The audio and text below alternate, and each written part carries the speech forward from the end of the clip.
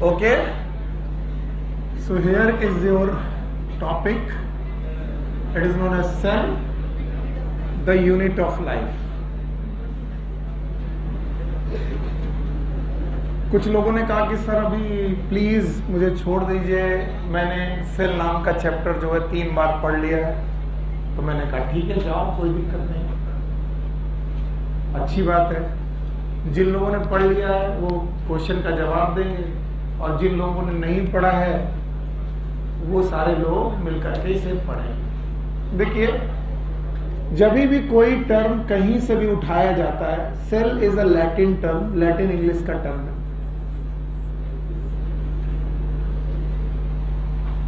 Brother English का term है, और सेल का मतलब ही होता है चैम्बर।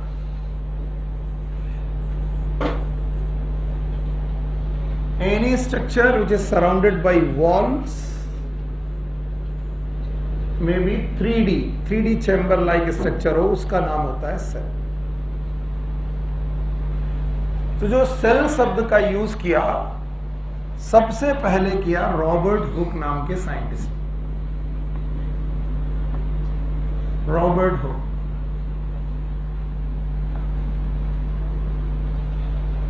ये प्लांट की कॉर्क सेल्स को देख रहे थे, एक्चुअली कॉर्क को देख रहे, कॉर्क स्लाइसेस को देख रहे थे। और कॉर्क स्लाइसेस को देखने के लिए इन्होंने माइक्रोस्कोप का यूज किया।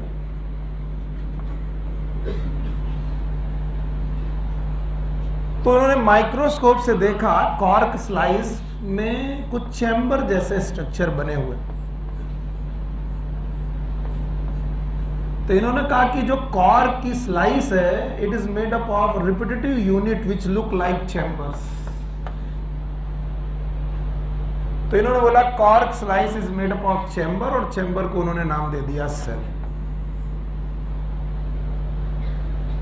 रॉबर्ट हुक की इस डिस्कवरी को बहुत दिनों तक लोगों ने सराहा कि यार कुछ ना कुछ तो है जो कॉर्क में प्रेजेंट है। बाद में पता चला कि रॉबर्ट हुक है, इन्होंने डेड सेल्स देखी थी। कैसी देखी थी? बताइए, कॉर्क लिविंग सेल है कि डेड सेल? और इन्होंने देखा था कि देयर आर सम चैम्बर्स, क्या प्रेजेंट है? चैम्बर्स। और वो सराउंडेड थे वॉल से, तो उन्होंने एक्चुअली देखी थी सेल वॉल्स। क्या देखी थी? और सेल वॉल के अंदर खाली स्पेस। कैसा स्पेस? तो बताइए, रॉबर्ट हुक ने कभी लिविंग सेल देखी कि नहीं देखी? देखी, उस समय तक तो नहीं देखी। तो सेल शब्द का कैसे बेटा उत्पत्ति हुई, what is the meaning of cell, इसके पीछे की कहानी मैंने आपको बता दी। साइंटिस्ट का नाम याद रखिएगा, रॉबर्ट हुक ने सेल नाम का स्ट्रक्चर देखा। किसमें देखा? Cork slice. और ये लिविंग सेल थी कि डेड सेल? पक्का। यहां से कॉन्सेप्ट बना कि हर ऑर्गेनिज्म में 3D चैम्बर लाइक स्ट्रक्चर होते हैं। कैसे? 3D चैम्बर लाइक स्ट्रक्चर होते हैं, जिन्हें हम चैम्बर ही बोलते हैं, जिन्हें लैटिन शब्द में किस नाम से बोलते हैं? सेल, और जिनकी सराउंडिंग का नाम सेल। तो बताओ, हमारे रॉबर्ट हुक साहब ने लिविंग सेल देखी कि डेड सेल? खैर, इस बात के बाद हम लोग एनसीईआरटी की तरफ लौटते हैं। एनसीईआरटी कहती है आप अपने सराउंडिंग में कहीं पर भी देखिए। मैं एनसीईआरटी की एक लाइन को उठाने की कोशिश करता हूं ताकि आपको घर में जाकर के ये ना लगे कि कहीं बाहर से पढ़ा दिया गया। तो बोलते हैं सराउंडिंग में देखिए, आपको 2 तरीके की चीजें दिखाई पड़ेंगी। कुछ चीजें होंगी, कुछ लोग ऐसे होंगे जो लिविंग होंगे, और कुछ लोग ऐसे होंगे या कुछ सब्सटेंसेस ऐसे होंगे जो नॉन लिविंग होंगे। और एनसीईआरटी आपसे 1,00,000 टके का क्वेश्चन पूछती है कि why the living is living. Living क्यों है? डेड शब्द नहीं बोला मैंने, डेड बोला कि नॉन लिविंग? और नॉन लिविंग क्यों है, इसका कारण अपने टीचर से पूछना। ये पहला पैराग्राफ है आपकी एनसीईआरटी में साइटोलॉजी में। तो बताओ, जब हम सराउंडिंग में देखेंगे तो कितने प्रकार की चीजें मिलेंगी? 2। एक कौन? दूसरा कौन? Non living. तो जब मुझसे कोई पूछता है कि सर लिविंग चीजें लिविंग क्यों होती हैं, तो मैं कहता हूं क्या तुमने लिविंग वर्ड नाम का चैप्टर पढ़ा है? क्या प्रॉपर्टी याद है? क्या आपको प्रॉपर्टी के नाम याद है? एक तो लिविंग में ग्रोथ होती है, भूल गया। आराम से पढ़ो, आपका चैप्टर बहुत अच्छी तरीके से चल रहा है, तो आपको डरने की जरूरत नहीं कि जल्दबाजी में नहीं करना। देखो बताओ, लिविंग चीजों के बारे में कुछ बातें आपको मुझे बतानी है, बताओगे? क्या लिविंग चीजों में ग्रोथ होती है, रिप्रोडक्शन होता है? पक्का? पर ये दोनों प्रॉपर्टी डिफाइनिंग है। हर लिविंग ऑर्गेनिज्म ग्रोथ करता है, ठीक है, लेकिन जिनमें ग्रोथ होती है वो सब लिविंग होते हैं, ऐसा जरूरी है? क्या हर लिविंग ऑर्गेनिज्म रिप्रोडक्शन करता है? क्या म्यूल आपको याद है? बेटा रिप्रोडक्शन करेगा कि नहीं करेगा? तो बोला गया these are non defining property. Defining की नॉन डिफाइनिंग? एकदम शांति से जाने के मूड में हो? जाना चाहो तो जाओ, मन नहीं कर रहा हो, लेकिन शांति से बैठो। तो बोलते हैं इनमें से एक डिफाइनिंग प्रॉपर्टी है मेटाबॉलिज्म। क्या बेटा? बोला कहां फंस गए यार, फिर से वही लिविंग वर्ड। तो बोल रहे इस दुनिया में जो भी जिंदा है वो क्या कर रहा है? कोई पूछे what is metabolism? These are chemical reaction. फिर से बोलो, क्या कोशिकाओं के अंदर कुछ केमिकल रिएक्शन हो रही है? इनके दो पार्ट हैं, एक का नाम एनाबॉलिज्म, एक का नाम। तो बोल रहा है इस दुनिया में जो लोग भी क्या कर रहे हैं? फिर से बोलो, क्या वो लिविंग है? तो बोलते मेटाबॉलिज्म के लिए क्या चाहिए? बोले मेटाबॉलिज्म के लिए चाहिए प्रोटोप्लाज्म। क्या चाहिए? बिना प्रोटोप्लाज्म के मेटाबॉलिज्म पॉसिबल कि इम्पॉसिबल? इम्पॉसिबल। और बोलते हैं प्रोटोप्लाज्म बोतलों में बंद होकर के तो मिलता नहीं, मिलता है। तो बोलते हैं ये प्रोटोप्लाज्म कहां मिलेगा? बोलते हैं प्रोटोप्लाज्म मिलता है surrounded by cell membrane. Surrounded by एक मेम्ब्रेन द्वारा सराउंडेड स्ट्रक्चर के अंदर हमें प्रोटोप्लाज्म मिलता है। तो बताओ ये जो लिक्विड मटेरियल है इसका नाम क्या है? और अगर ये प्रोटोप्लाज्म है तो इसमें क्या होगी? बोलोगे नहीं? और अगर मेटाबॉलिज्म होगी तो बताओ क्या होगा? लिविंग। तो बताओ लिविंग होने के लिए मिनिमम रिक्वायरमेंट, और प्रोटोप्लाज्म को सराउंड किया गया किससे? Plasma membrane. फिर से बोलो, तो एक स्ट्रक्चर बना जिसका नाम क्या है? सेल। फिर से बोलो, तो इस दुनिया में अगर सेल ना हो, अगर तो प्रोटोप्लाज्म, और प्रोटोप्लाज्म नहीं हुआ तो मेटाबॉलिज्म, और मेटाबॉलिज्म नहीं हुआ तो लिविंग। तो बताओ लिविंग होने के लिए मिनिमम रिक्वायरमेंट क्या है? सेल। फिर से बोलो, तो बताओ सेल से कोई छोटा स्ट्रक्चर पॉसिबल है जो लिविंग हो? पॉसिबल है? नहीं पॉसिबल है। तो बोलते हैं जितने भी लिविंग ऑर्गेनिज्म है वो किसके बने हैं? सेल। और इसी वजह से वो लिविंग है। अच्छा, नॉन लिविंग चीजों में क्या नहीं होती? सेल। अगर सेल नहीं है तो बताइए उनमें क्या नहीं है? प्रोटोप्लाज्म। और अगर प्रोटोप्लाज्म नहीं है तो बताइए उनमें क्या नहीं है? मेटाबॉलिज्म। और अगर मेटाबॉलिज्म नहीं है तो बंदा लिविंग है कि नॉन लिविंग? इतनी मर मर के समझाने की कोशिश की, पल्ले कुछ पड़ा नहीं। पड़ा? बताओ दुनिया में चारों तरफ देखने पर कितनी चीजें मिलेंगी? दो। एक कौन? लिविंग। दूसरा लिविंग। लिविंग क्यों है? Non living. नॉन लिविंग क्यों? पता है? लिविंग क्या कर रहे हैं? मेटाबॉलिज्म। मेटाबॉलिज्म के लिए क्या चाहिए? और प्रोटोप्लाज्म बोतलों में मिलेगा क्या? ये सेल में मिलेगा? और अगर प्रोटोप्लाज्म चाहिए तो क्या चाहिए? सेल। तो मिनिमम रिक्वायरमेंट क्या है? जिसमें क्या होगा? जिसमें क्या होगी? जो क्या होगा? तो लिविंग होने के लिए मिनिमम रिक्वायरमेंट सेल। सेल से छोटी कोई भी चीज पॉसिबल जिसमें क्या हो? लाइफ। इसलिए बताओ लिविंग लोगों के पास क्या पाई जाती है? सेल। और किन के पास सेल नहीं पाई जाती? हाँ, थैंक यू वेरी मच। इसके बाद वो सेल को डिफाइन करते वक्त बोलते हैं कि ऑर्गेनिज्म जिनको आप लिविंग मान रहे हैं, the organism which are living, they are mainly of two types. One is known as unicellular organism.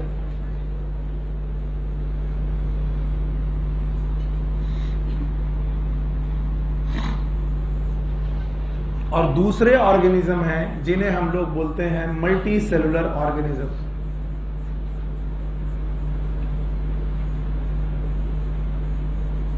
तो पहला पॉइंट तो ये हो गया कि जिंदा रहने के लिए मिनिमम रिक्वायरमेंट क्या है? सेल। अब सेल दो तरीके के लोगों में हो सकती है, वन इज यूनिसेलुलर ऑर्गेनिज्म, दूसरे कौन, पक्का। जैसे किंगडम 5 थे, किसी को भूल गया, जैसे एल्गी था, ब्रायो था, टेरिडो था, पढ़ो।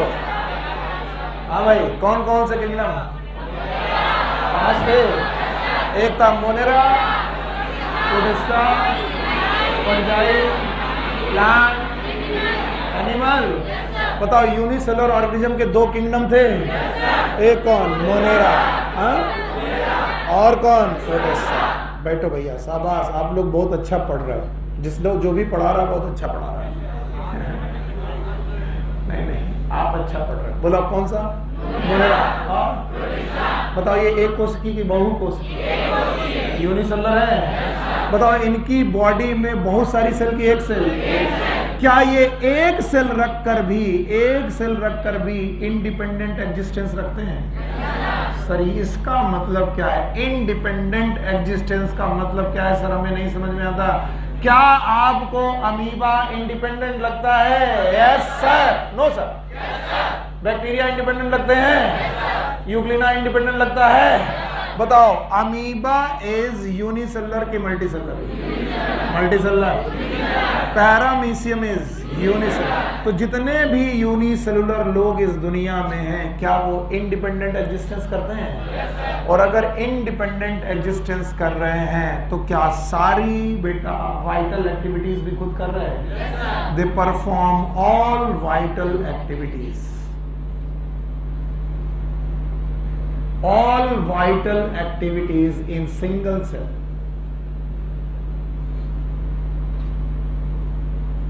तो भाइयों बहनों, इनकी सेल नहीं है, बल्कि सेल बॉडी की तरह बिहेव कर रही। किसकी तरह?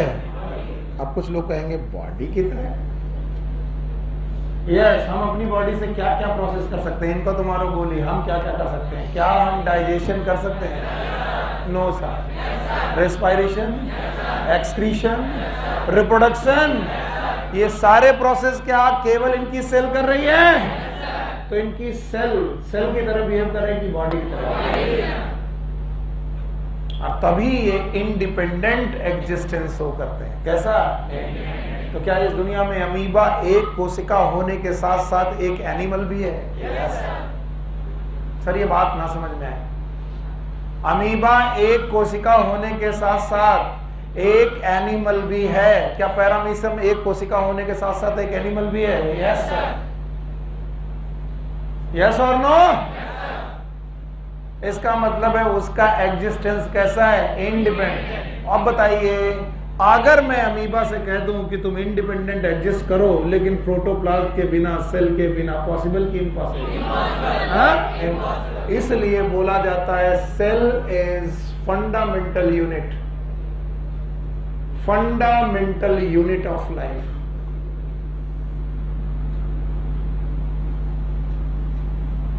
कुछ लोग रट्टा मारते हैं, तो वो लोग इस डेफिनेशन को रट्टा मारने की कोशिश करते हैं, लेकिन मैं अपने बच्चों से पूछता हूं, क्या सेल से छोटा स्ट्रक्चर पॉसिबल है जिसमें लाइफ हो?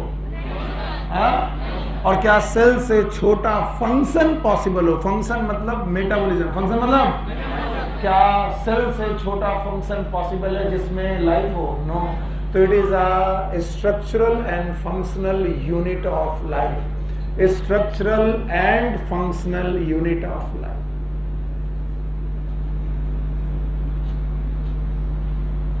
यानी सेल से छोटा ना तो स्ट्रक्चर में कोई स्ट्रक्चर है जिसमें लाइफ हो, और ना ही फंक्शन कोई छोटा है इससे जिसमें लाइफ हो। तो what is cell? It is structural and functional unit of life. और ये बात हमको बिल्कुल नहीं समझ में आई। आपको आई? हमको नहीं आई। बताओ, पता नहीं क्यों नहीं आई। हमने पढ़ाई लेकिन हमको नहीं आई। वाई? इससे छोटा स्ट्रक्चर पॉसिबल क्यों नहीं?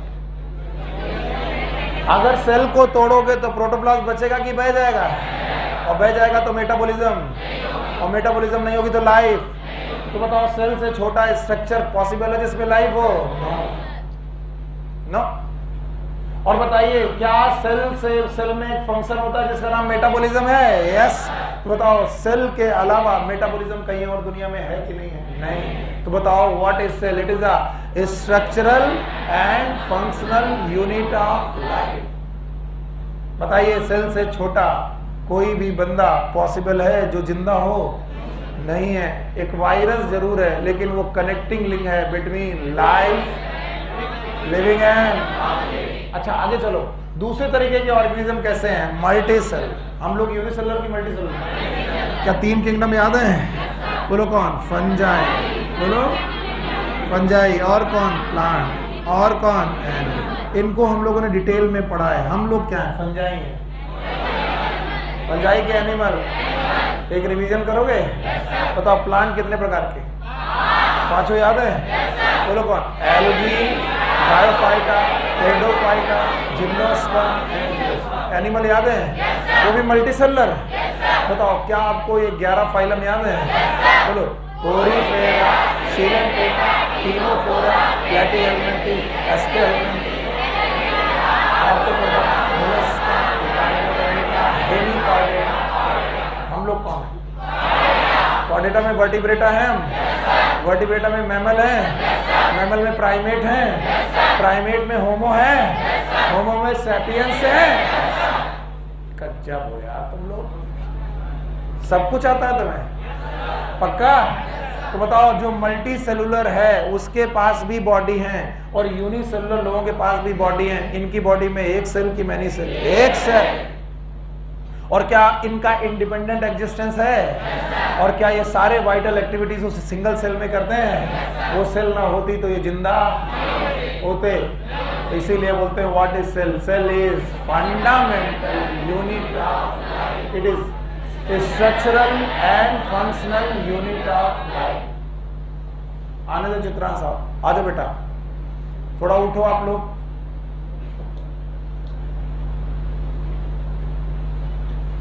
बैच को 2 भागों में बांटना जरूरी है, तो अब हम लोग R2 बैच में मॉर्निंग वाला क्लास मैनेज करेंगे। तो चलो भाई, तो मल्टी सेलुलर ऑर्गेनिज्म हो गए, यूनिसेलुलर ऑर्गेनिज्म हो गए। अब सेल की कुछ इनिशियल डिस्कवरीज हैं और सेल थ्योरी है, इसके बारे में कुछ बातें करनी है। एक साइंटिस्ट हुए हैं एंटोन वॉन लीवनहॉक, कई बार इन्हें बोलते हैं एंटोनी वॉन लीवनहॉक।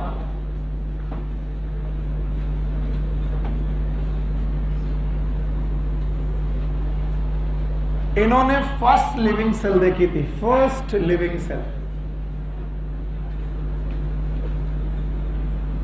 क्या इसके पहले मैंने एक साइंटिस्ट का नाम लिया था? बोलो कौन थे? Robert Hooke.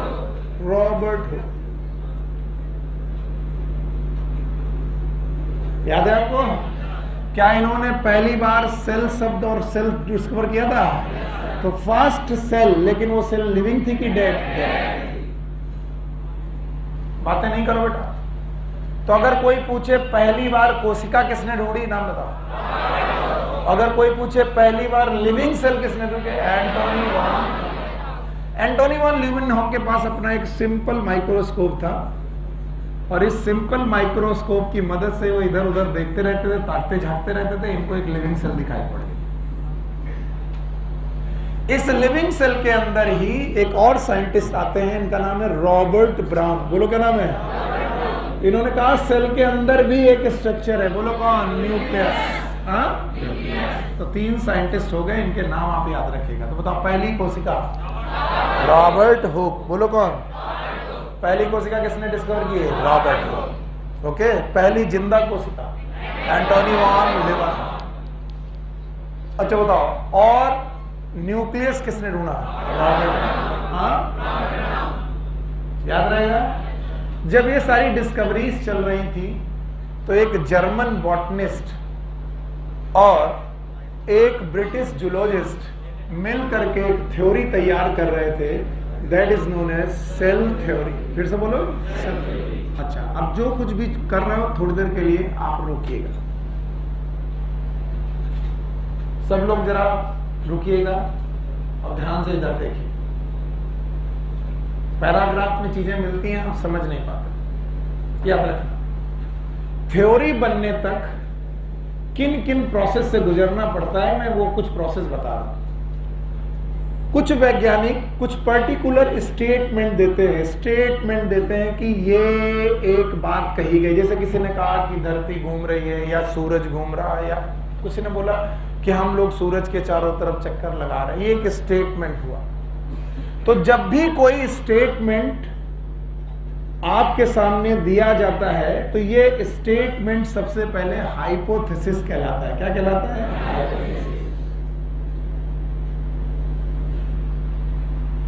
क्या कहलाता है? ठीक। फिर उस स्टेटमेंट को एक्सपेरिमेंट से प्रूव किया जाता है, एक्सपेरिमेंटल प्रूफ किया जाता है। जो स्टेटमेंट दिया गया उसको एक्सपेरिमेंट कर करके प्रूफ करने की कोशिश की जाती है। अगर वो एक्सपेरिमेंटली प्रूव हो गया कि जो स्टेटमेंट कहा गया इट वाज ट्रू, तो याद रखना उसी हाइपोथेसिस को अब थ्योरी मान लिया जाता है। कोई मुझे बताए what is the main difference between hypothesis and theory? जब तक स्टेटमेंट का क्या नहीं हुआ एक्सपेरिमेंट, तब तक वो क्या है? हाइपोथेसिस। और अगर हमने उसका एक्सपेरिमेंटल प्रूफ दे दिया तो क्या हो गई? थ्योरी। पक्का? पता चला थ्योरी प्रूव करने के बाद कुछ कमी रह गई तो थ्योरी को फिर मॉडिफाई किया जा सकता है, मॉडिफिकेशन होते हैं। याद रखना कोई एक स्टेटमेंट थ्योरी और फिर मॉडिफिकेशन के दौर तक आते आते फाइनल थ्योरी में कन्वर्ट हो जाता है। ये कहानी है सेल थ्योरी की जिसमें ये तीनों काम हुए। पहले क्या हुई? फिर से बोलो। फिर क्या हुई? थ्योरी। फिर क्या हुई? जो लोग नहीं समझ पाए फिर से सुने। पहले वैज्ञानिक एक क्या देते हैं? स्टेटमेंट। वो स्टेटमेंट एक्सपेरिमेंट प्रूवन होता है कि नहीं? नहीं। जब तक वो प्रूव नहीं होता तब तक उसका नाम हाइपोथेसिस। फिर उसे एक्सपेरिमेंटल प्रूव करते हैं और एक्सपेरिमेंटल प्रूव करने के बाद उसे क्या बनाते हैं? थ्योरी। और अगर थ्योरी में कुछ कमी रह गई तो उसका क्या होता है? मॉडिफिकेशन। याद रखना सेल थ्योरी इन तीनों स्टेज से होकर गुजरी है। सोना मत। तीनों स्टेज से होकर गुजरी है। पहले क्या दी गई? पता नहीं। पहले क्या दी गई? फिर उसको प्रूव किया गया। क्या बनाई गई? Cell theory. फिर उसे मॉडिफिकेशन किए गए। क्या ये मॉडिफिकेशन वाली थ्योरी रही? यस। चलो इनकी कहानी चालू होती है सन 1838 में। 1838 में एक साइंटिस्ट थे, जर्मन बॉटनिस्ट थे, जर्मनी के रहने वाले थे, जर्मन बॉटनिस्ट थे। किसी को मालूम है इनका नाम? बोलो। स्लेडीन।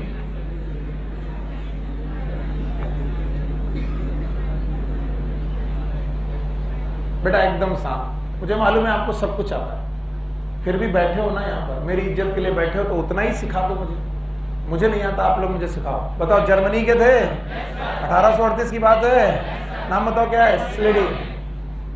स्लेडीन साहब जो थे ये देख रहे थे कि plant they are made up of sales.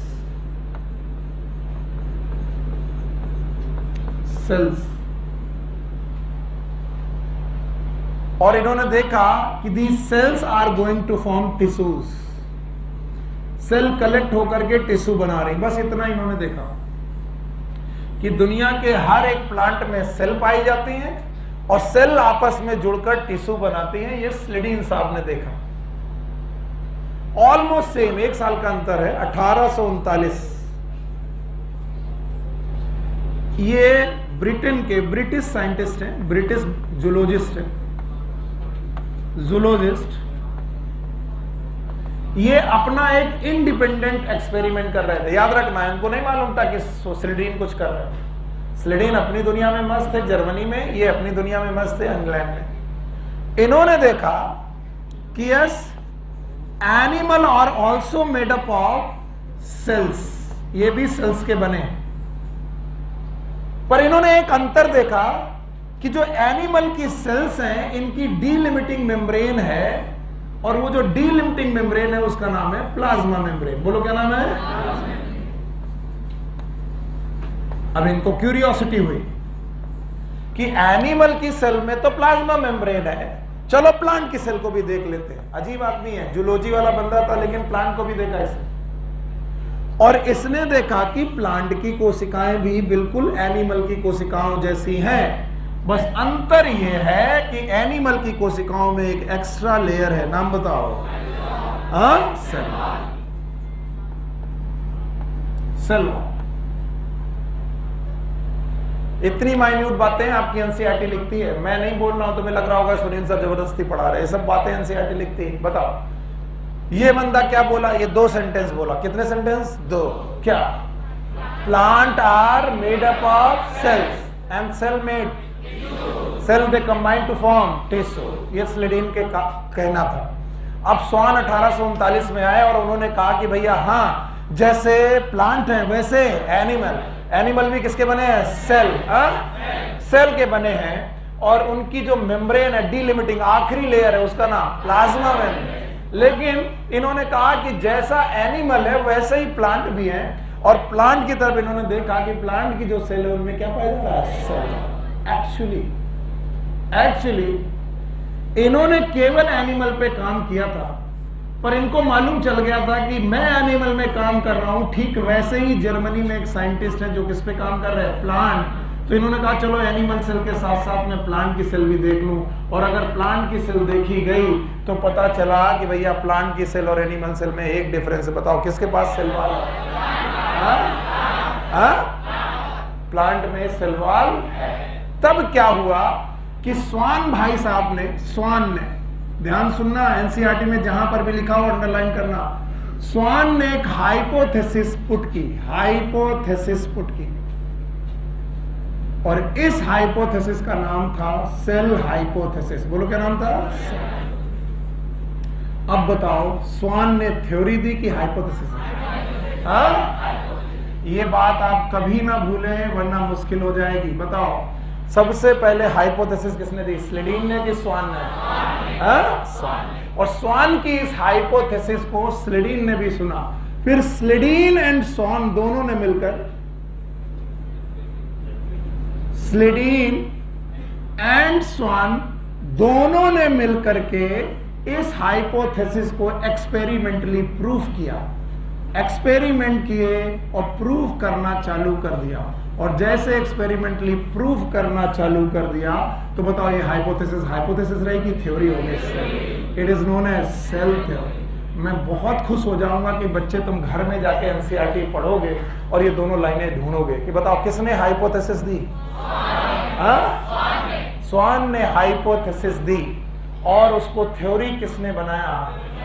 केवल स्वान ने कि दोनों ने? कौन कौन?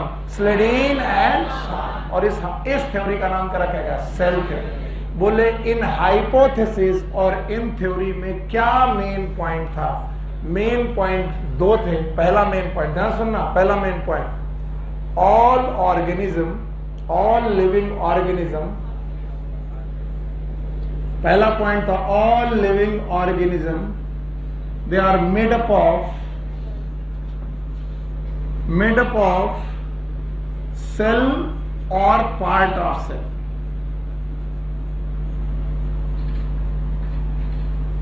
सेल और the part of cell.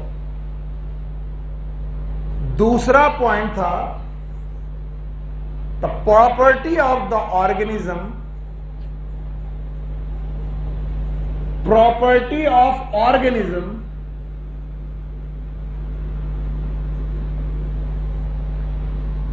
is the property of interaction of cell activity। ये सेंटेंस थोड़ा एनसीईआरटी में नहीं दिया गया, तो दूसरा सेंटेंस तुम्हारे लिए हैवी पड़ जाएगा क्योंकि एनसीईआरटी में नहीं है। ये मैं पहले से बता रहा हूं, this is not in NCERT. बताइए सेल थ्योरी के 2 पॉइंट। हाँ पहले से समझो। पहला, चाहे कोई प्लांट हो चाहे कोई एनिमल हो, किसका बना है? ये पहला पॉइंट है। सेल का बना है या फिर पार्ट ऑफ सेल? सेल का या फिर? किसने कहा कि सर मेरे हेयर में सेल नहीं पाई जाती? हाँ, तो क्या ये हेयर बिना सेल के पॉसिबल है?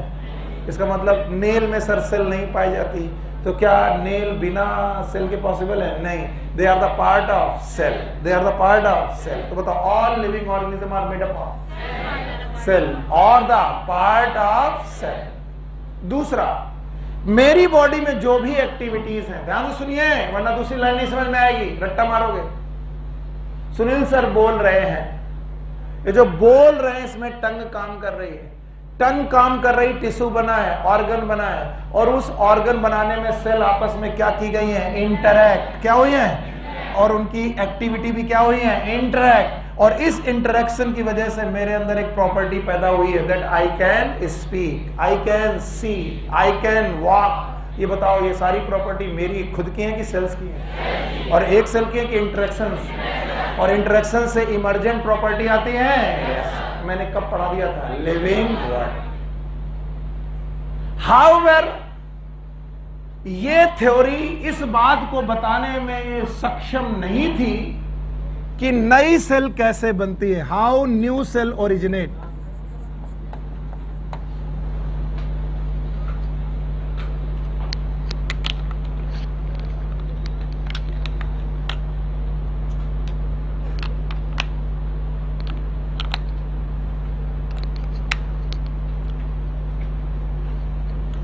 ओके, ये हाइपोथेसिस थ्योरी बनी। क्या है भैया, इतना काहे हंस रहे हो? कुछ और तरीके से पढ़ा है? बताओ, इस थ्योरी में क्या कमी थी? ये थ्योरी ये तो बता रही थी हर ऑर्गेनिज्म सेल के बना, और हर ऑर्गेनिज्म की एक्टिविटी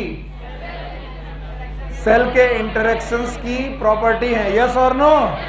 लेकिन ये थ्योरी क्या नहीं बता रही थी कि नई सेल ओरिजिनेट कैसे हो, ओरिजिनेशन कैसे होता है नई सेल का, ये थ्योरी नहीं बता पा रही थी। तब एक साइंटिस्ट आते हैं 1855 में। कब? फिर से बोलो, ये वाले 38, ये वाले 1839, इट इज 1838, फिर इट इज 18, और इनका नाम है रुडोल्फ वर्च्यू। फिर से बोलो। और रुडोल्फ वर्च्यू ने इस थ्योरी को, बताइए क्या कर दिया? मॉडिफाई। क्या कर दिया? और इन्होंने एक टर्म दिया, ओमनी सेलुला ई सेलुला।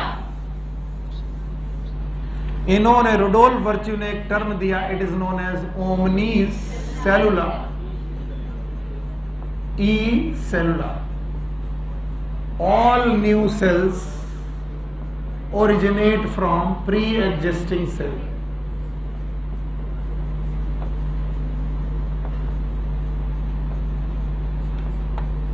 Pre-existing cell।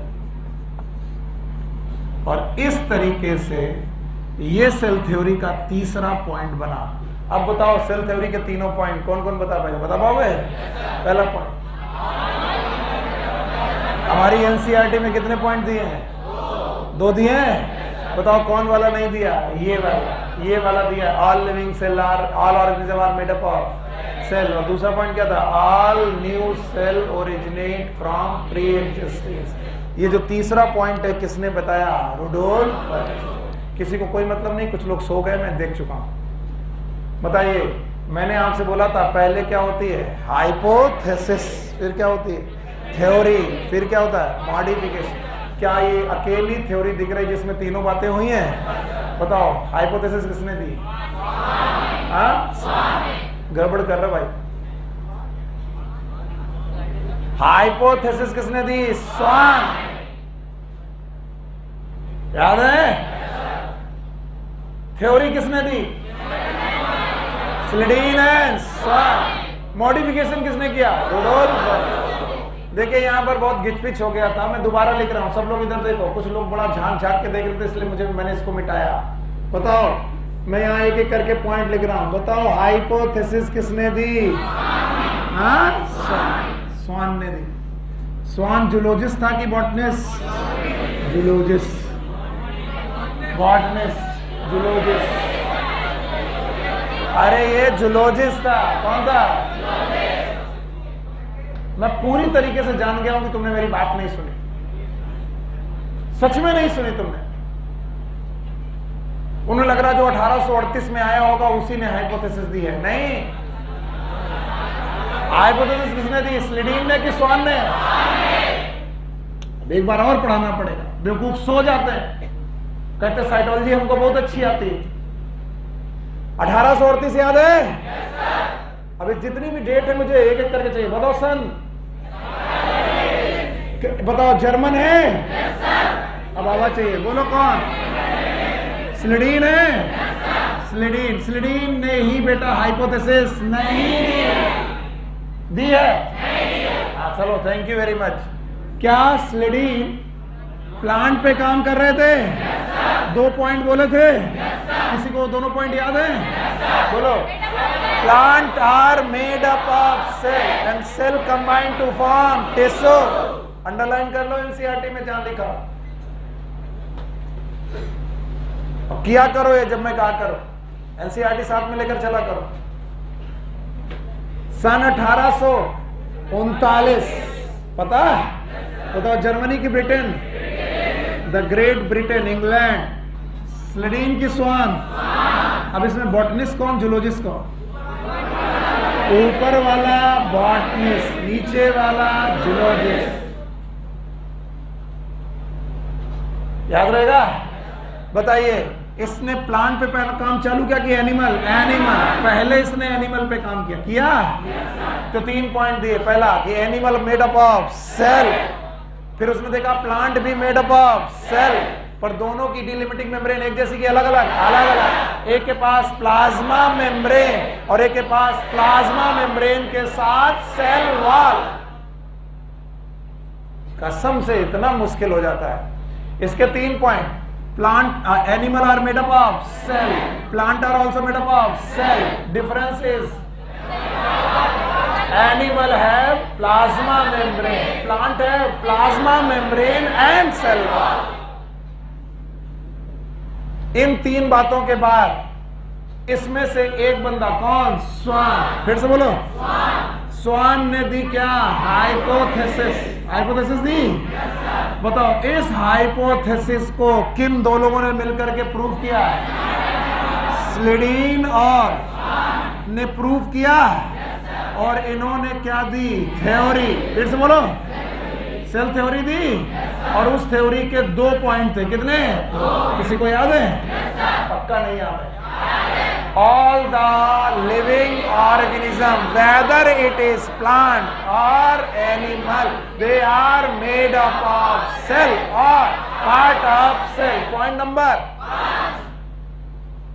और किसी भी ऑर्गेनिज्म की प्रॉपर्टी क्या उनसे बनी हुई सेल के इंटरेक्शन की प्रॉपर्टी है? Yes sir. कभी मान लो कहना भूल जाओ तो अपना दिमाग लगा लिया करो। अंग्रेजी बोलना जरूरी नहीं है, भावनाएं व्यक्त करना जरूरी है कि सर आपके अंदर की जो भी एक्टिविटी दिख रही है वो आपकी नहीं है, किसकी है? सेल। तो मैं कहूंगा एक सेल की इंटरेक्शन। ये 2 पॉइंट रखने के बाद हाइपोथेसिस बिकम थ्योरी। लेकिन इसमें एक कमी थी, नई सेल कहां से आई किसी को मालूम? फिर एक साइंटिस्ट आता है सन 1855, बोलो आया? नाम बताओ। रुडोल्फ वर्चो। क्या इसका नाम रुडोल्फ वर्चो है? और इसने कहा चिंता मत करो, मैंने पता लगा लिया है दैट ओमनी सेलुला ई सेल, हर बेटा नई सेल पुरानी सेल से पैदा होती है by the process known as cell division. तो बताओ अब टोटल कितने पॉइंट हुए? पॉइंट 1 2 3। आपकी बुक में कितने दिए हैं? 3 कि 2? इसका 1 और 3 वाला दिया है, बीच वाला नहीं दिया। तो बताओ ये अकेली थ्योरी है जो पहले क्या थी, फिर क्या हुई, फिर इसमें क्या हुआ? मॉडिफिकेशन। तो बोलते हैं सेल थ्योरी क्या तीनों अवस्थाओं से गुजरी है? पहले उसे क्या दिया गया? हाइपोथेसिस, फिर उसका थ्योरी, फिर उसका मॉडिफिकेशन। तो मैं अगर 3 क्वेश्चन बनाऊं कि बताओ हाइपोथेसिस वाज गिवन बाय, दोनों साइंटिस्ट का नाम मत लेना, कौन? स्वान। नींद आ रही बेटा? नहीं समझ में आ रहा? आ रहा है? बताओ, हाइपोथेसिस वाज गिवन बाय, बहुत सही जवाब दिया।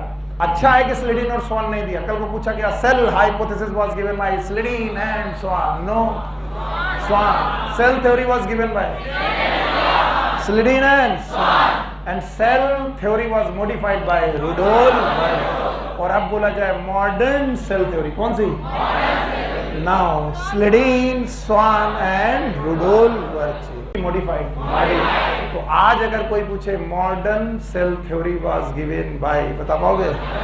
बोलो स्लिडीन, स्वान, क्योंकि इस थ्योरी में रुडोल्फ वर्च्यू का भी एक पॉइंट है, और उस पॉइंट का नाम क्या है? ओमनी सेलुला ई सेल। इसका हिंदी अनुवाद ऑल न्यू सेल, हर नई कोशिका पुरानी कोशिकाओं से पैदा होती है बाय सेल।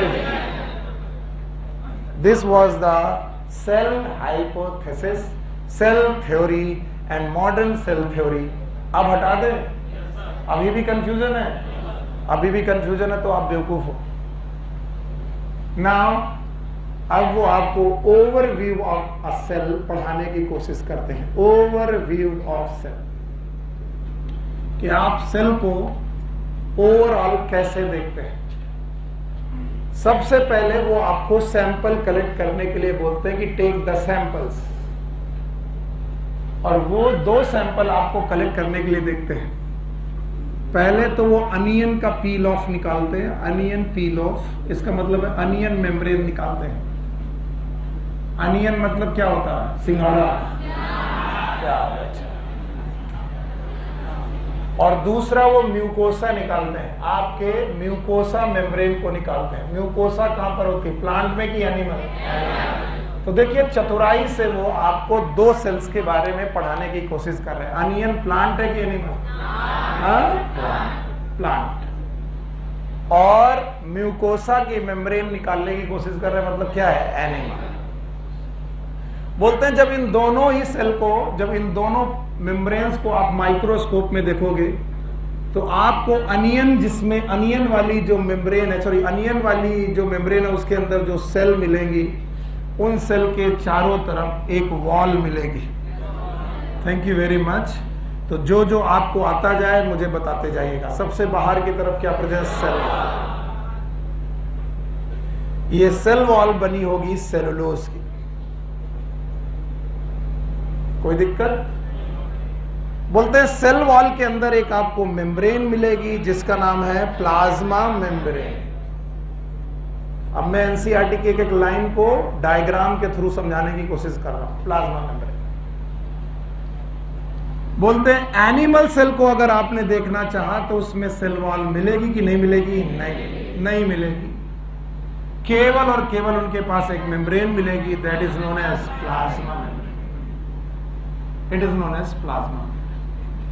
तो पहला अंतर प्लांट और एनिमल कोशिकाओं में, पहला अंतर, एक के पास क्या है? एक के पास सेल वॉल, एक के पास प्लाज्मा मेम्ब्रेन है, एक के पास नहीं है कुछ भी। एक के पास सेल वॉल नहीं है, एक के पास सेल वॉल है, एक के पास प्लाज्मा मेम्ब्रेन नहीं है, एक के पास प्लाज्मा मेम्ब्रेन। अरे प्लाज्मा मेम्ब्रेन दोनों के पास है। धन्यवाद आपका, आपने इतने गौर से सुना। याद रखना जो प्लांट कोशिकाएं हैं इनमें मैट्रिक्स प्रेजेंट है जिसका नाम है साइटोप्लाज्म। फिर से बोलो, बहुत बढ़िया बात। ऐसे ही एनिमल में भी प्रेजेंट है साइटोप्लाज्म, कोई खास बात नहीं, दोनों एक ही तरीके का साइटोप्लाज्म रख रहे हैं। लेकिन एक अंतर, जो प्लांट की कोशिकाएं हैं उनके पास एक बड़ा सेंट्रल वैक्यूल है,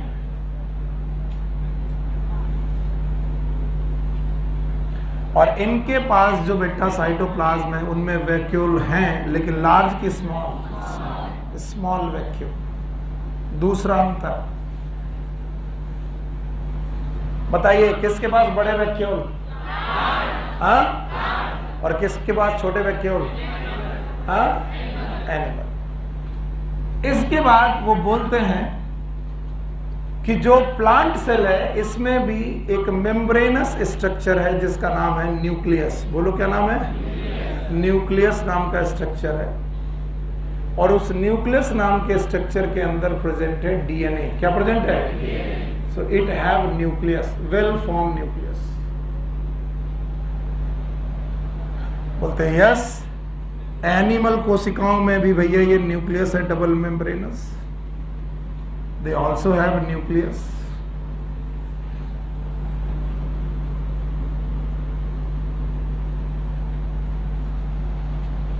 न्यूक्लियस। चलो, दो अंतर दिखाई पड़े अभी, किसी को दिखाई पड़े? बोलो, किसके पास सेल वॉल है? प्लांट सेल वॉल, प्लांट है। अच्छा, और किसके पास सेल वॉल नहीं है? किसके पास वैक्यूल बड़ा है? किसके पास वैक्यूल छोटे छोटे? किसके पास न्यूक्लियस है? दोनों के पास। न्यूक्लियस में डीएनए है। बोलते हैं दोनों के पास ट्रू न्यूक्लियस होने की वजह से दोनों की दोनों कोशिकाएं यूकैरियोटिक है। बोलो कैसी हैं? यूकैरियोटिक। ये शब्द याद रखिएगा। यू का मतलब ही होता है ट्रू, कैरियन का मतलब होता है न्यूक्लियस। जिनके पास ट्रू न्यूक्लियस होता है उन्हें हम लोग बोलते हैं यूकैरियोटिक। आप अगला क्वेश्चन पूछ सकते हो कि ट्रू न्यूक्लियस की खास बात होती है, nucleus is surrounded bye nuclear membrane. फिर से बोलो, it is surrounded bye nuclear membrane.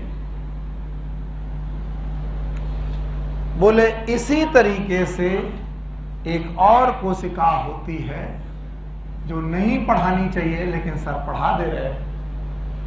बोलते हैं उस कोशिका में भी सेल वॉल हो सकती है, सेल मेम्ब्रेन हो सकती है, पर उस कोशिका में जो जेनेटिक मटेरियल होता है वो साइटोप्लाज्म में पड़ा होता है and there is no true nucleus. उसके पास अपना ट्रू न्यूक्लियस नहीं होता because there is no nuclear membrane, क्योंकि उनके पास अपना न्यूक्लियर मेम्ब्रेन भी नहीं होता। और अगर न्यूक्लियर मेम्ब्रेन नहीं है तो इस रीजन को न्यूक्लियोइड बोलते हैं। क्या बोलते हैं? और ऐसी कोशिका जिसके पास ट्रू न्यूक्लियस ना हो, ऐसी कोशिकाओं को हम लोग बोलते हैं प्रोकैरियोटिक सेल। बोलो क्या? प्रो मतलब प्रिमिटिव, कैरियोटिक मतलब nucleus, these are known as prokaryotic cell. बताओ कितने प्रकार की सेल? तो एक कौन? दूसरा कौन? और आपका ब्रेन कुछ ऐसा है कि अगर मैं एक साथ 3 इंफॉर्मेशन दूं तो तीनों को मना कर देता है। वो कहता है जाओ नहीं पढ़ेंगे, भाड़ में जाओ। जिससे कुछ लोग हार गए कि नहीं यार ये अचानक क्या करने लगा।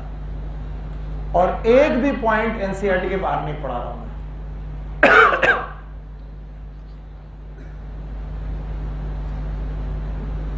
यहां तक अगर तुमने नहीं पहुंचाया तो मैं ऐसे बैठा हूं, मजे कर रहा हूं, है ना। बोले तो इतना सिंपल चीजें हैं सर, हम तो 2-3 बार पढ़ चुके हैं, क्या पढ़ाने की जरूरत है? खड़े हो। प्रोकैरियोटिक सेल में सेल वॉल होगी कि नहीं होगी? होगी। कोई एक प्रोकैरियोटिक कोशिका का नाम बताओ जिसमें सेल वॉल नहीं है। Micro mycoplasma. कौन सा किंगडम? मोनेरा। बहुत सही पढ़ रहे भाई, बैठ जाओ। क्या इन सारी चीजों को शब्दों में लिखाने की जरूरत है? हाँ बोले लिखाई दोगे तो अच्छा रहेगा। मैं नहीं लिखाऊंगा। और यहां तक 7 या 8 पॉइंट है, सब लोग बता दोगे। बताओ क्या आपने सैंपल लिए? 2 जगह से लिए। एक तो आपने अपने अनियन से लिया, ये अनियन है कि म्यूकोसा? और दूसरा अनियन से लिया।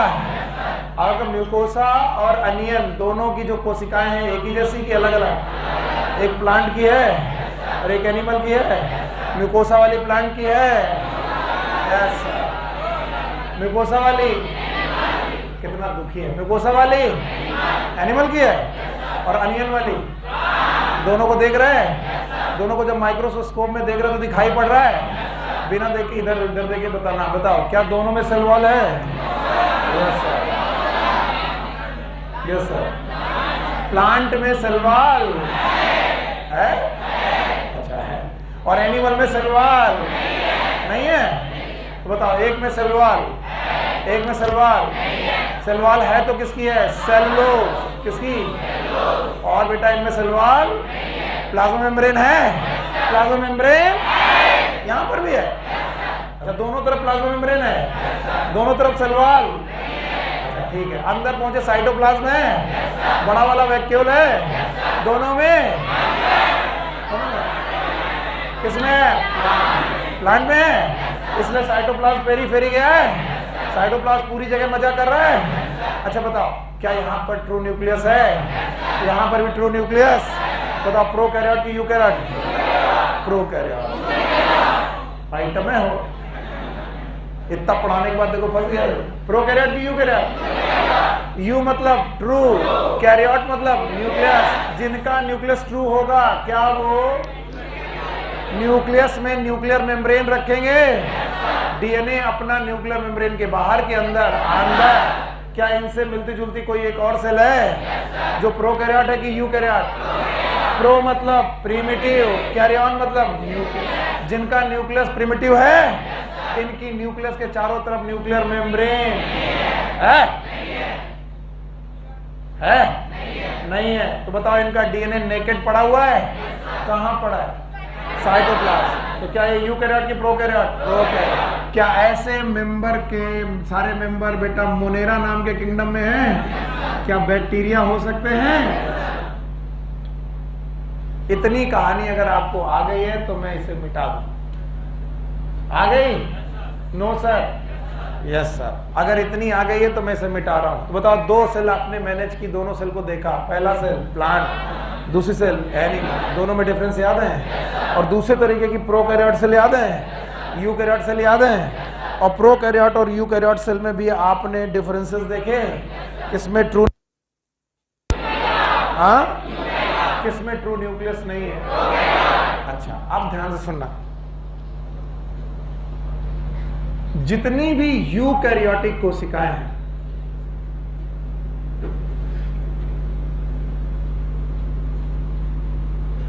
चाहे वो प्लांट की हो और चाहे वो एनिमल की हो, देखो दोनों बना दी मैंने।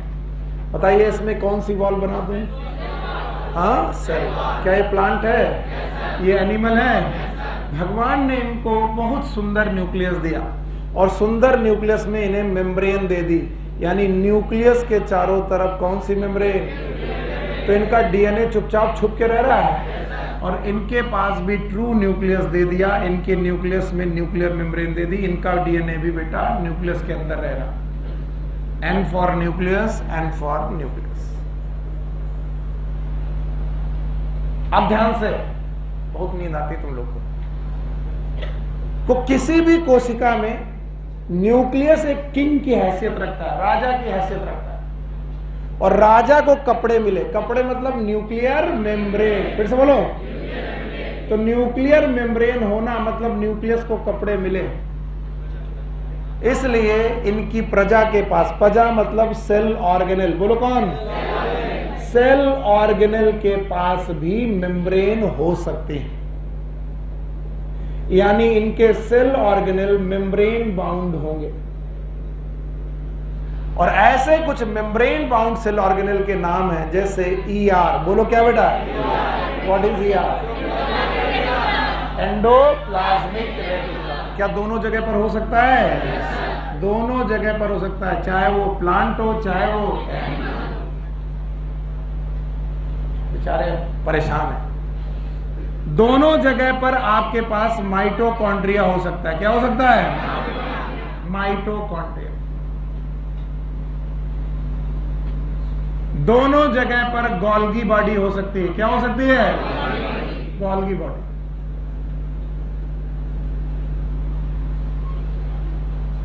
दोनों जगह ईआर हो सकता है, दोनों जगह माइटोकॉन्ड्रिया हो सकता है, दोनों जगह गोल्गी बॉडी हो सकती है।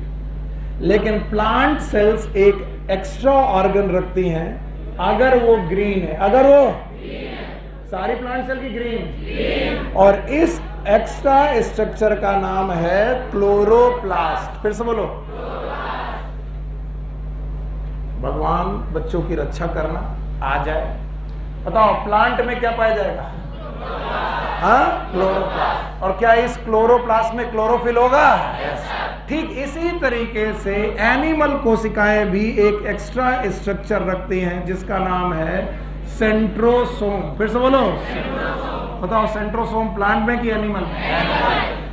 नहीं आया, आ गया, ठीक है। बताओ यूकैरियोटिक सेल के पास न्यूक्लियस में मेम्ब्रेन है कि नहीं है? हाँ? बताओ मेम्ब्रेन है तो क्या इनके पास मेम्ब्रेन बाउंड ऑर्गेनेल होंगे? और अब मेम्ब्रेन बाउंड ऑर्गेनेल के कुछ नाम बता पाओगे? बताओ, बोलो। ER, what is ER? और mitochondria, Golgi body, chloroplast, micro bodies. बोलो क्या? पक्का? बताओ क्लोरोप्लास्ट दोनों में होगा कि प्लांट में? हाँ? प्लांट में। एनिमल में? तो एनिमल में भी कुछ ऐसा होगा जो प्लांट में नहीं होगा? बोलो कौन? You got my point? अब वो बोलते हैं कि अगर तुम प्रोकैरियोट कोशिकाओं में गए, वैसे तो मैं इतनी सिंपल चीजें पढ़ा रहा हूं कि ये चीजें सबको मालूम है, लेकिन जिनको नहीं मालूम, कसम खा कह रहा हूं, वो आज घर में बहुत रो रहे होंगे कि पता नहीं क्या पढ़ा रहा, कहाँ गायब हो रहा। यकीन मानिए मैं 5-6 साल की अपनी टीचिंग में पढ़ाते पढ़ाते जानता हूं कि जिस दिन मैं प्रोकैरियोटिक यूकैरियोटिक कोशिकाओं के बारे में डिफरेंस पूछता हूं तो मुझे 7 में से 3 या 4 ऐसे बच्चे मिलते हैं, मतलब 10 में से 3 या 4 बच्चे ऐसे मिलते हैं जिनको प्रोकैरियोट और यूकैरियोट में डिफरेंस नहीं मिलता। और तब से मैंने मान लिया है कि मैं ये मान के नहीं चलूंगा कि तुम्हें सब कुछ आता है,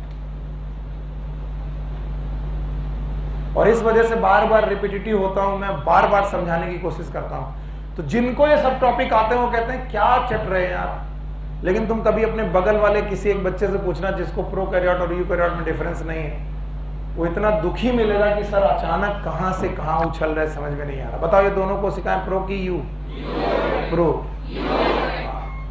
दोनों के पास ट्रू न्यूक्लियस है, दोनों के राजा के पास कपड़े हैं, कपड़ा मतलब न्यूक्लियर मेम्ब्रेन है, मेम्ब्रेन बाउंड सेल ऑर्गेनेल होंगे? No sir. अब आया प्रोकैरियोटिक कोशिका, और बोलते हैं प्रोकैरियोटिक कोशिका को गौर से देखिए, और जब आप प्रोकैरियोटिक कोशिका को गौर से देख रहे हैं तो देखा क्या आपने कि इनके पास प्रेजेंट है बेटा, क्या प्रेजेंट है? डीएनए। बताओ न्यूक्लियस है कि नहीं है? हाँ? तो बताओ न्यूक्लियस में there is no nuclear membrane, no nuclear membrane. तो न्यूक्लियस शब्द ही नहीं होगा, रीजन का नाम क्या होगा? न्यूक्लियोइड। फिर से बोलो। और ऐसी कंडीशन को बोलते हैं there is no nuclear membrane. और जब इनमें कोई न्यूक्लियर मेम्ब्रेन नहीं होगी तो बताओ राजा के पास कपड़े हैं कि नहीं है? नहीं है। तो बताइए इनके जो सेल ऑर्गेनेल होंगे, मेम्ब्रेनस की non membranous? Non membranous cell organelle.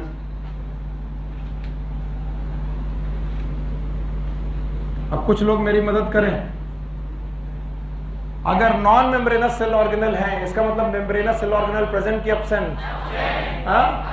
इसका मतलब इनमें माइटोकॉन्ड्रिया है, Golgi body, endoplasmic reticulum, chloroplast, कोई भी मेम्ब्रेन बाउंड ऑर्गेनेल? तो बोलते हैं नॉन मेम्ब्रेनस सेल ऑर्गेनेल में एक ऑर्गेनेल होता है, नाम है राइबोसोम। फिर से बोलो। बताइए राइबोसोम मेम्ब्रेनस की नॉन मेम्ब्रेनस? क्या इनमें होगा? अजीब बात है, राइबोसोम यहां भी होगा और राइबोसोम यहां भी होगा। तो बताओ राइबोसोम मेम्ब्रेनस सेल ऑर्गेनेल है कि नॉन मेम्ब्रेनस? नॉन। क्या ये प्रोकैरियोटिक में होगा? यूकैरियोटिक में भी होगा? No sir. इसके अलावा इनकी मेम्ब्रेन में इंक्लूजन्स होंगे। क्या होंगे? Inclusion. These are known as inclusion bodies. फिर से बोलो। सॉरी। और इनकी मेम्ब्रेन में जो आउट इन पॉकेटिंग होगी इन्हें बोलेंगे मीजोसोम्स। फिर से बोलो। बताओ मेम्ब्रेन बाउंड सेल ऑर्गेनेल होंगे कि नहीं होंगे? बताओ राजा के पास कपड़े नहीं हैं तो प्रजा के पास कपड़े? Mitochondria, chloroplast, endoplasmic reticulum, cyanobacteria का नाम सुना? सुना? साइनोबैक्टीरिया। ऐसे ही मेरा क्वेश्चन है, साइनोबैक्टीरिया फोटोसिंथेसिस करते हैं कि नहीं? है? वो सोचेगा हमको तक लिया है, रोज पकड़ के मारते हैं। आओ, मारेंगे नहीं, डरो मत, ऐसे तुमसे प्यार हो गया। और अगर हमने प्यार किया तो बड़ा खतरनाक होता है। हाँ बताओ, साइनोबैक्टीरिया फोटोसिंथेसिस करते हैं, क्लोरोफिल होगा। अब बाकी लोग शांत रहे भाई, क्लोरोफिल होगा? कहाँ होगा? क्लोरोफिल होगा तो क्लोरोप्लास्ट होना चाहिए।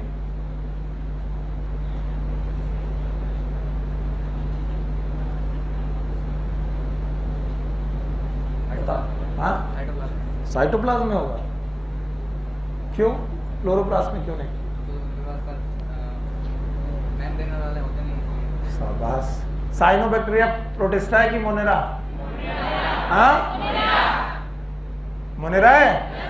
और मोनेरा के पास मेम्ब्रेन बाउंड सेल ऑर्गेनेल है।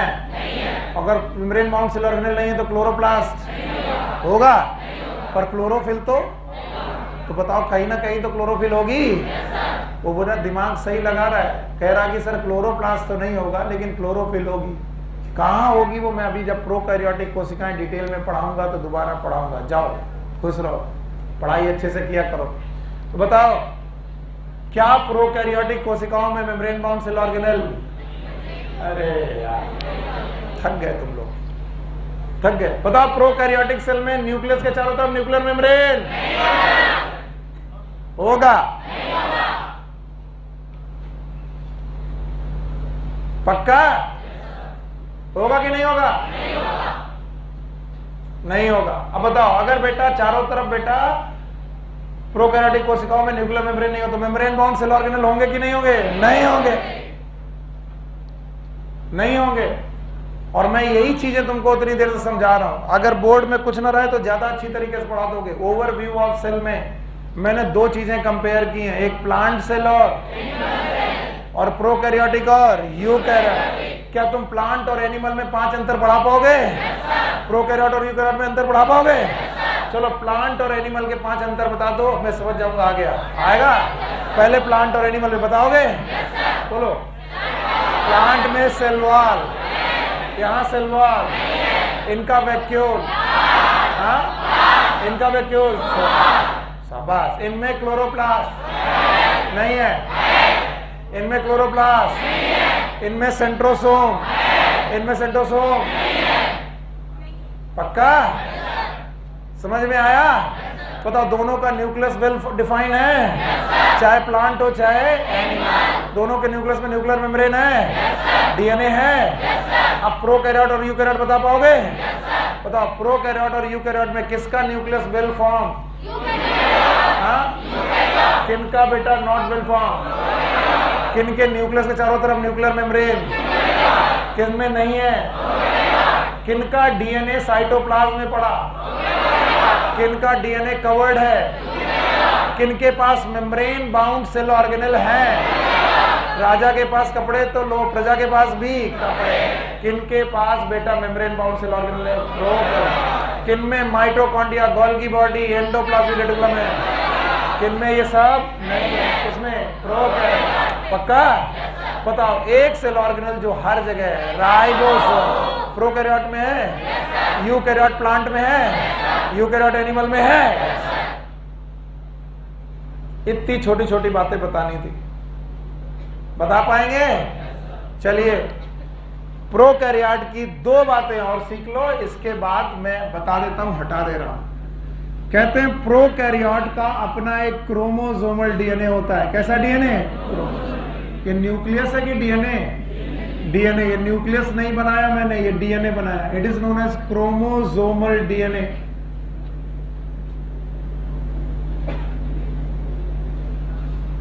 इसके अलावा उनके पास एक एक्स्ट्रा क्रोमोसोमल डीएनए भी हो सकता है।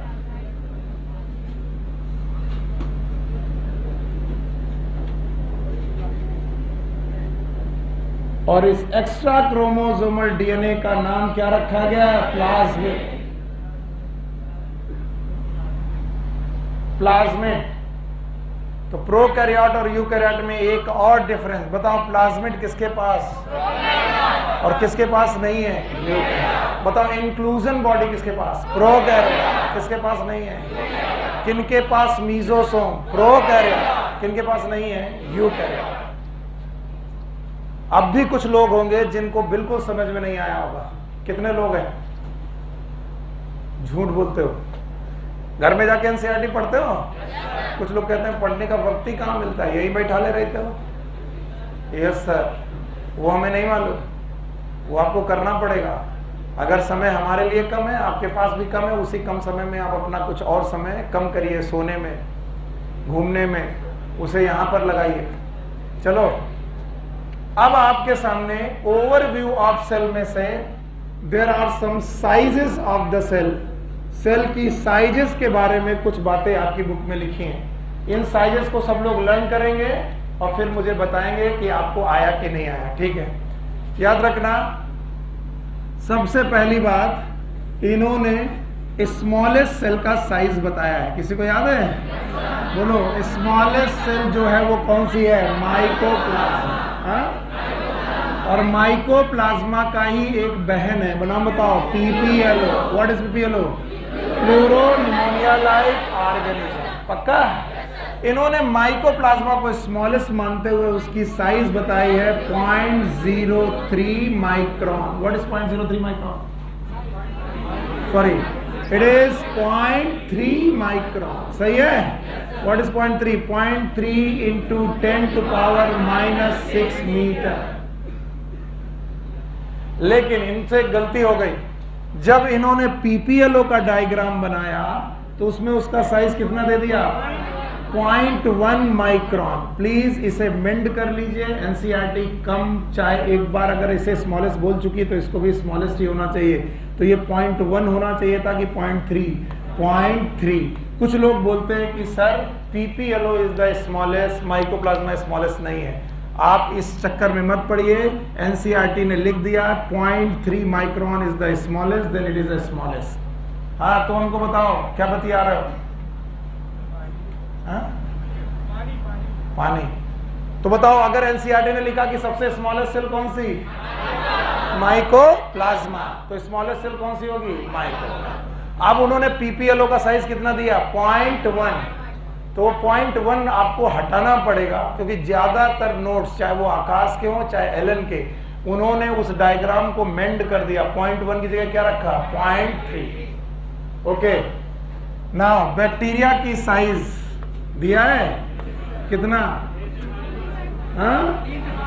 दे are about 3 to 5 micron metre. Okay, इसके अलावा आरबीसी का साइज दिया है, बोलो कितना? It is about 7 micrometre. It is the diameter of the RBC. Good, thank you.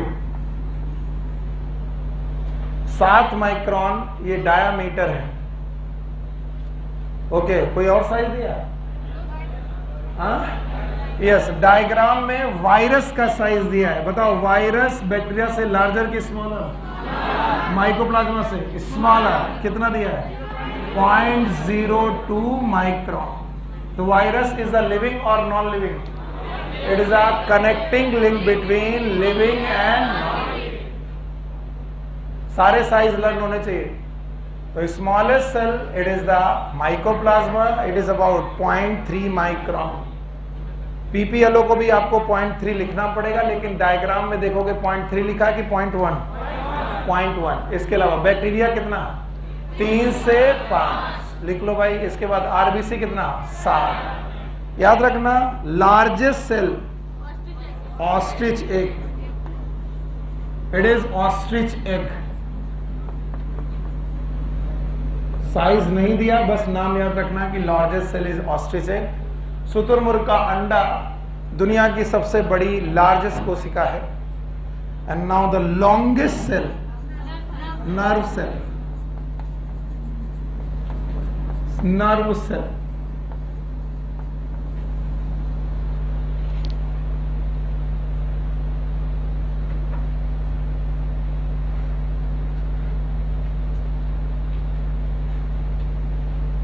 The longest cell is nerve cell.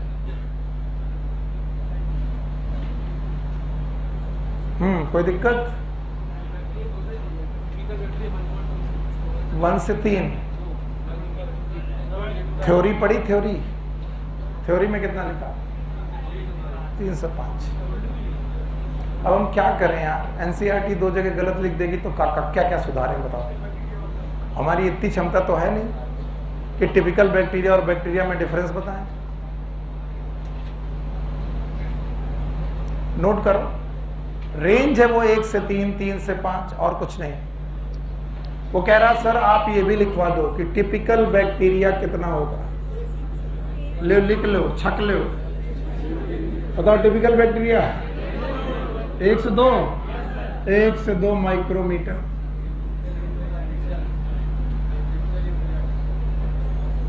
It is a typical bacteria which have the size 1 to 2 micron. फिर बोले sir अगर typical bacteria है तो फिर bacteria में अंतर क्या है? ये भी बैक्टीरिया ही है। रेंज है बेटा 1 से 2, 3 से 5, लाइक दैट रेंज। हटा दें, मुझे इन साइज में बड़ा डर लगता है क्योंकि ये खुद अपने आप को कॉन्ट्राडिक्ट करते हैं। कई बार ये अपने बारे में गलत लिखते हैं। बताइए, स्मॉलेस्ट सेल इनकी एक बहन है, नाम बताओ। ठीक है, फुल फॉर्म क्या ये प्लूरो निमोनिया लाइक ऑर्गेनिज्म है? Thank you very much. तुम्हारे चेहरे बता रहे कि तुम्हारी अब इच्छा नहीं है। पढ़ाऊंगा तो मैं भाई। कुछ लोगों की इच्छाएं बिल्कुल समाप्त हो चुकी हैं। कुछ लोगों की इच्छाएं पढ़ाई लिखाई से उठ चुकी हैं। कह रहे कहाँ फंस गए हैं। अच्छा, जिस दिन मेडिकल कॉलेज जाओगे उस दिन भी ऐसे ही रहेगा। जब आदमी सेलेक्ट हो जाता है तो दूसरे से कहता है यार कुछ नहीं, लगे रहो, बस आराम से हो जाता है। किसी सिलेक्टेड आदमी से मिले होंगे, जैसे आप किसी सिलेक्टेड बंदे से मिलो, यार भैया कैसे सिलेक्ट हुए, क्या हुआ? अरे कुछ नहीं, बस पढ़ते रहो, हो जाता है।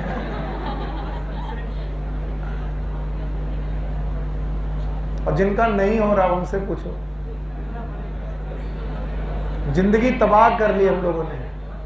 अच्छा खासा जी रहे थे, बढ़िया बाइक थी, घूम रहे थे, मूवी देख रहे थे, है ना, ईयरफोन में गाने सुन रहे थे, एक तरफ के बाल कटवा कर दूसरी तरफ लहरा रहे थे।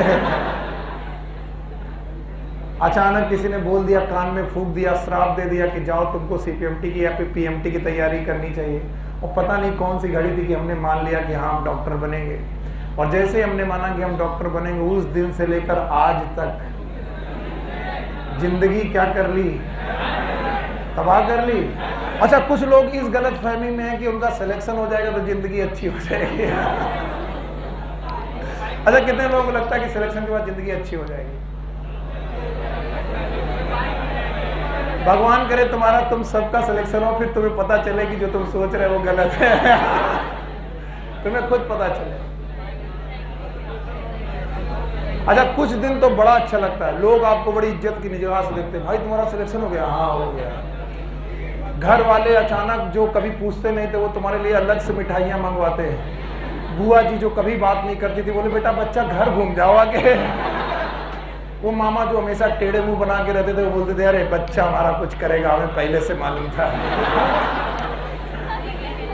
वो अंकल जिनकी बिटिया इंजीनियर है, जो टेढ़े मुंह कभी देखते भी नहीं थे, वो अचानक देख रहे तुम्हारा हो गया, झूठ बोल रहे हो। वो 2 बार मन में सोचते हैं भगवान ना हुआ हो। फिर एक दिन तुम व्हाइट कोट पहन के फ्लॉन्ट करते हो। जिस दिन तुम पहली बार अपना व्हाइट कोट लेते हो तो वो एक्चुअली कॉलेज में पहना जाना चाहिए, लेकिन तुम घर से ही पहन के निकलते हो। रास्ते में जो मिले वो देखे, भैया लैब असिस्टेंट हो क्या?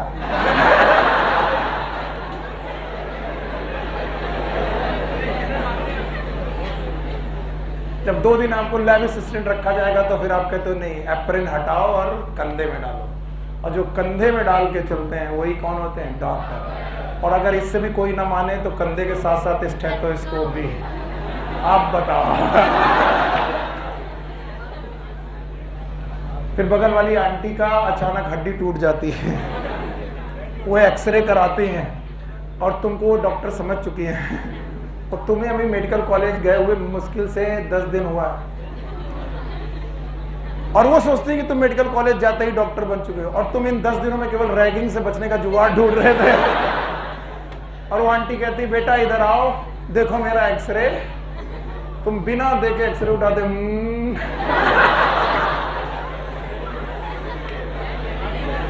अब तुम्हारा दिमाग खराब है, हाथ है कि पैर है। हाँ फ्रैक्चर तो लग रहा है। तब तक आंटी ने बोला, डॉक्टर ने कहा फ्रैक्चर नहीं है बेटा। अच्छा नहीं है। लग तो रहा है आंटी। नहीं नहीं बउआ तुम सही से देखो, तुम अच्छे डॉक्टर हो। अच्छा नहीं आंटी नहीं लग रहा, बाएं पैर में। नहीं बेटा दाहिने में। अच्छा हमने उल्टा पकड़ रखा था। जब ऐसा हो, एक्सरे देखने के पहले सिम्टम पूछो। हाँ आंटी क्या हो गया, कहाँ हो गया? अच्छा देखो दाहिना पैर है। अपने मन में गणित बनाओ। हाँ आंटी दाहिने पैर में कुछ लग तो रहा है। फ्रैक्चर तो आंटी हाँ, और डॉक्टर को पहले बोल देंगे। डॉक्टर बोल रहा था कि नहीं, हाँ नहीं लग रहा आंटी। ऐसे इज्जत बचाई जाती है। ये सब हमारे साथ हो चुका है ना। तो अभी सेलेक्ट हुए, दूसरे दिन आंटी की हड्डी टूट गई, हम क्या करें?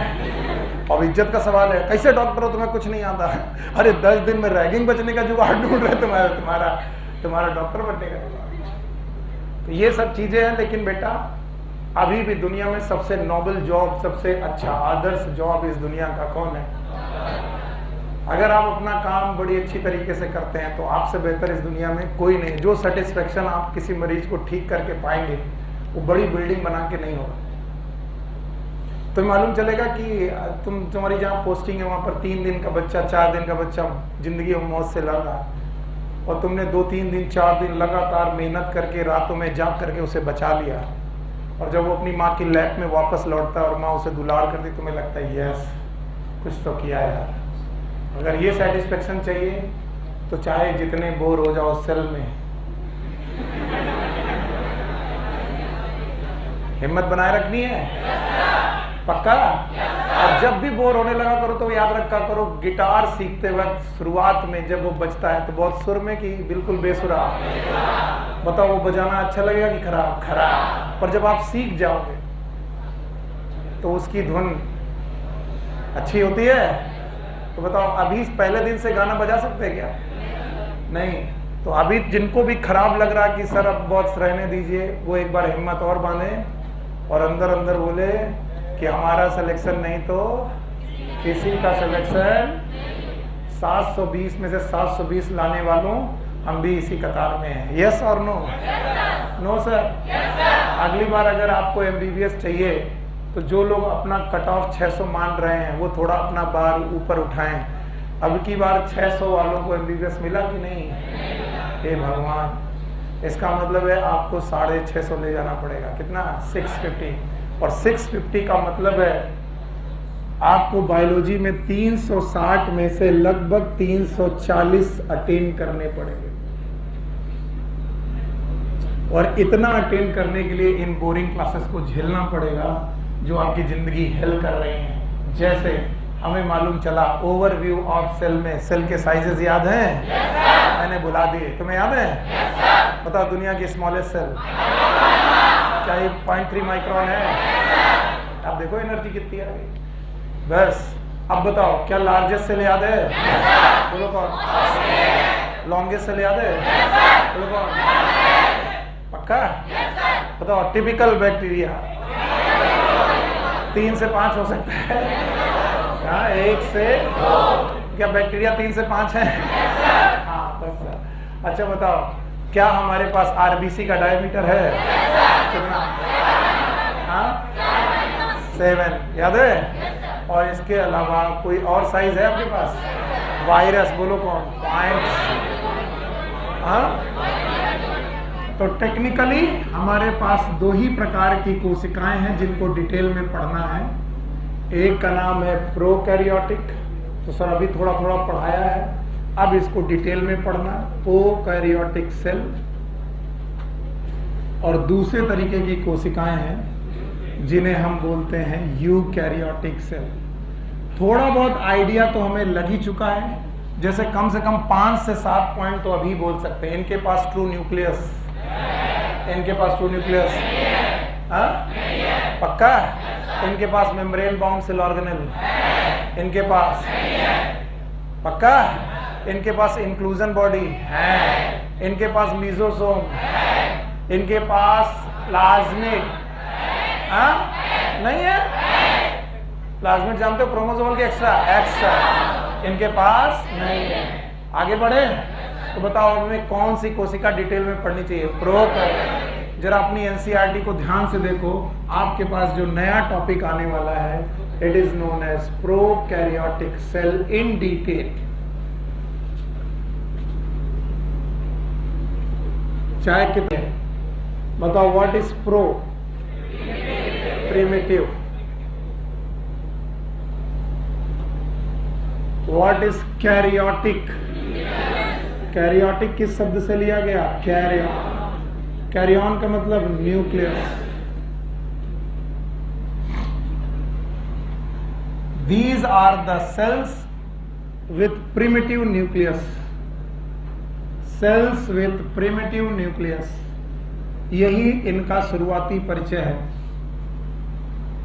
बाकी परिचय मैं आपके साथ एक एक करके पढ़ाता हूं।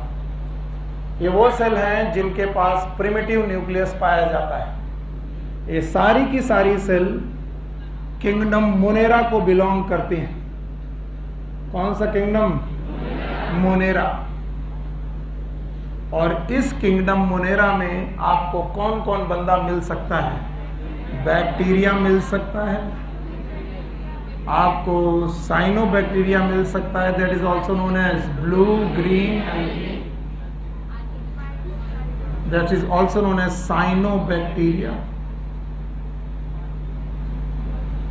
आपको इसमें माइकोप्लाज्मा मिल सकता है, और इसमें आपको मिल सकता है पीपीएलओ। What is PPLO? कुछ बच्चे उतनी देर से चिल्ला रहे हैं कि बैक्टीरिया का एक फॉर्म और है, नाम बताओ। आर्कीबैक्टीरिया। अब जिनका मन नहीं कर रहा है वो कम से कम रट्टा मारते रहे। बताओ प्रोकैरियोटिक कोशिकाएं किन किन लोगों के पास होती है? चिल्ला लो, बोलो कौन? बैक्टीरिया, साइनोबैक्टीरिया, माइकोप्लाज्मा, पीपीएलओ और आर्कीबैक्टीरिया। बताओ कौन सा किंगडम है? Kingdom Monera. बोलते हैं इनकी जब शेप्स की बात करेंगे, कैसी बात? शेप। तो इनके 4 बेसिक शेप हैं, 4 बेसिक शेप।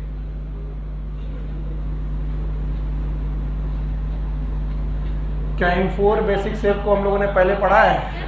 अगर गोल गोल है तो कोकस बैक्टीरिया, गोल गोल है तो। अगर बेटा रॉड शेप्ड है तो बैसिलस।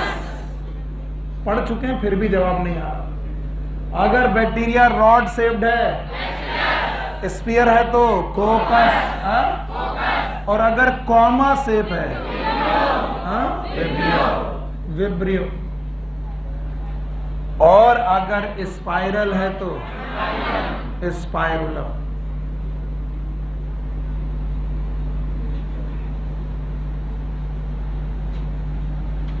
देखिए एनसीईआरटी कितनी सारी चीजों को बार बार पढ़ाती है, 2-2 बार पढ़ाती है, दोबारा लिखा है। बताओ बैक्टीरिया के 4 बेसिक शेप याद रहेंगे? बताओ गोल गोल, rod shaped, comma shape, vibrio, और बताओ स्पाइरल, स्पाइरुलम। एक पॉइंट सब लोग लिखेंगे, all prokaryotic cell have cell wall except mycoplasma. All prokaryotic sales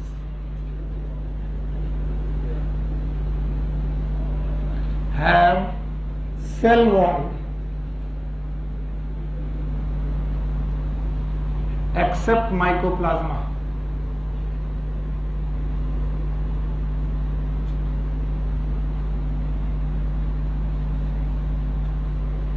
Yes, mycoplasma के पास सेल वॉल है कि नहीं है? हाँ? याद रखना, their cell wall is non-cellulosic.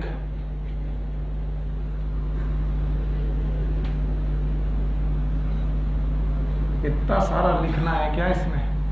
बताओ इनकी सेल वॉल सेलुलोज की है कि नॉन सेलुलोज है? नॉन सेलुलोजिक सेल वॉल है which is made up of peptidoglycan.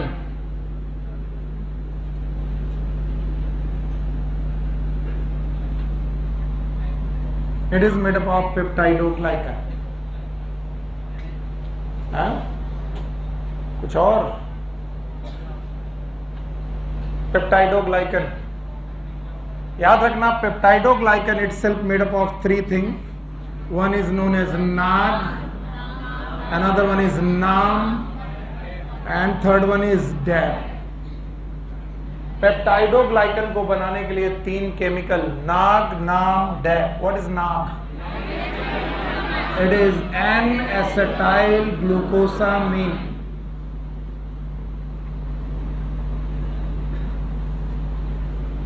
What is NAM?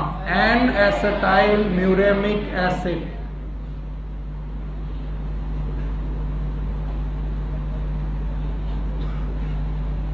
And DAP, what is DAP? Diamino palmalic acid, palmalic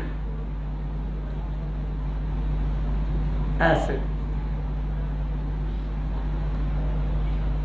combination इनका murine भी कहलाता है, म्यूरिन।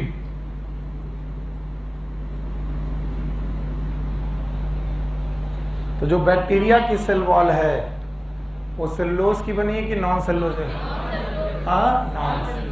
एक दो बातें मैं कह करके अपना पीछा छुड़ा रहा हूं क्योंकि मैं बोल चुका हूं। आप बोल दोगे तो अच्छा रहेगा और ना आए तो लिख भी दूंगा। बताओ, इनके पास न्यूक्लियस के चारों तरफ न्यूक्लियर मेम्ब्रेन, लिखूं कि आपको आएगा?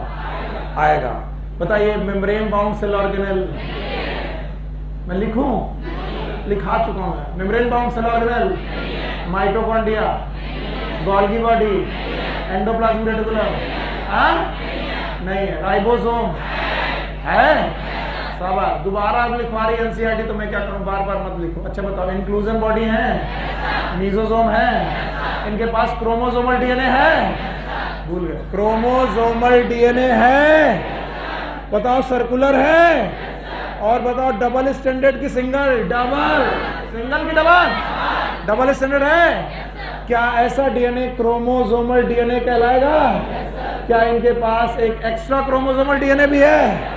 वो भी सर्कुलर है? नाम बताओ। प्लाज्मिड। प्लाज्मिड। अभी नहीं आया? आया? इतना बता दो तो मैं सेल इनवेलप की तरफ जाऊं। कहां पर? सेल। बेचारे परेशान हैं। चलें आगे? नहीं सर। बोला नहीं सर, ये बोलने वाला वाहियात है, बदतमीज है जिसने बोला नहीं। हटाएं। बताओ, ऑल प्रोकैरियोटिक सेल है सेल वॉल एक्सेप्ट इनकी सेल वॉल सेलुलोज की बनी है कि नहीं है? बताओ, क्या ये नॉन सेलुलोज है? नाम बताओ। पेप्टाइडोग्लाइकन। फिर से बोलो। बस एक आखिरी चीज पढ़ाऊंगा, इसके बाद छुट्टी कर दूंगा, चिंता मत करना। फिर 6 बजे मिलेंगे। सिंपल चीज बताओ, क्या पेप्टाइडोग्लाइकन 3 चीजों से मिलकर बना है? नाम बोलो। नाग? पक्का? नाग का फुल फॉर्म याद है? बोलो। N-acetyl glucosamine. नाम याद है? N-acetyl muramic acid। डैप याद है? डाइअमीनो पैरामिड। एक खाना पूर्ति कर रहा हूं। न्यूक्लियस में न्यूक्लियर मेम्ब्रेन पता नहीं। न्यूक्लियोइड रीजन है? डीएनए सर्कुलर है? डबल स्टैंडर्ड है? एक्स्ट्रा क्रोमोसोमल डीएनए है? नाम बताओ। प्लाज्मिड। कितना आता है? इंक्लूजन बॉडी है? नहीं है। कह रहा नहीं है। मीजोसोम है? और ना है तो कोई बात नहीं, दोबारा फिर से पढ़ा दूंगा। हर प्रोकैरियोटिक्स और सेल, हर इट हैव सेल इनवेलप। ये यूकैरियोटिक में नहीं है सब, लेकिन प्रोकैरियोटिक कोशिकाओं में सेल इनवेलप नाम का एक स्ट्रक्चर है। And this cell envelope is made up of 3 things. 3 layer की बनी है। सबसे बाहर ग्लाइकोकैलिक्स, बीच में सेल वॉल, और सबसे अंदर सेल मेम्ब्रेन। मैं यकीन के साथ कह रहा हूं, मुझे ये सब नहीं पढ़ाना आज, मैं पढ़ाना ही नहीं चाहता। मैं जानता हूं तुम्हारा दिमाग पक चुका है, इसलिए इसको केवल सुन लो और इधर देखो, सब लोग उधर देखो। बोलते किसी भी कोशिका को अगर तुम उठाओगे, प्रोकैरियोटिक कोशिका को, वो मैं कल पढ़ा दूंगा, चिंता मत करो। तो इस कोशिका में 3 लेयर दिखाई पड़ेगी। कितनी लेयर? 3। सबसे बाहर की एक लेयर दिखाई पड़ेगी जिसका नाम है ग्लाइकोकैलिक्स। फिर से बोलो, glycocalyx. It is known as glycocalyx and it meant for attachment. मैं डिटेल में कल पढ़ाऊंगा, आज नहीं पढ़ाऊंगा। ग्लाइकोकैलिक्स के बाद यहां पर एक लेयर आपको मिलेगी which is known as cell wall. फिर से बोलो, सेल वॉल। और इस सेल वॉल के बाद बेटा उठा,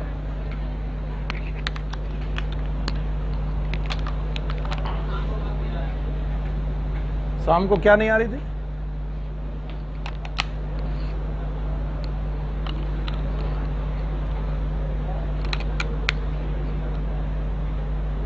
ओके।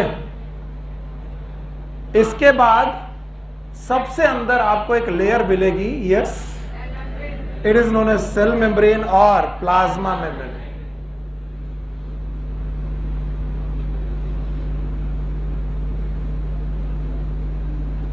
और ये तीनों लेयर सेल को इन्वेलप कर देती हैं, that's why they are known as cell envelope. बोलते हैं इन सेल इन्वेलप के हिसाब से the bacteria are of 2 type. एक का नाम है ग्राम पॉजिटिव, फिर से बोलो, और दूसरे का नाम ग्राम नेगेटिव।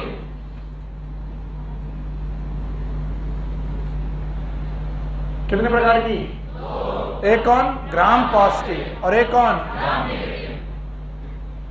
और ये ग्राम पॉजिटिव क्यों है, ग्राम नेगेटिव क्यों है, ये बुक में नहीं दिया, इसलिए सारे लोग नोट करेंगे, क्वेश्चन आता है। सारे लोग नोट करेंगे, क्वेश्चन आता है, मैं आपको बता रहा हूं, इसलिए इसको नोट किए बिना मत जाइएगा, फिर घर चले जाइएगा। जैसे ही नोट हो जाए वैसे समझ लेना। बोलते हैं बैक्टीरिया के सेल एनवेलप में आप एक डाई डालो, इस डाई का नाम है क्रिस्टल वायलेट।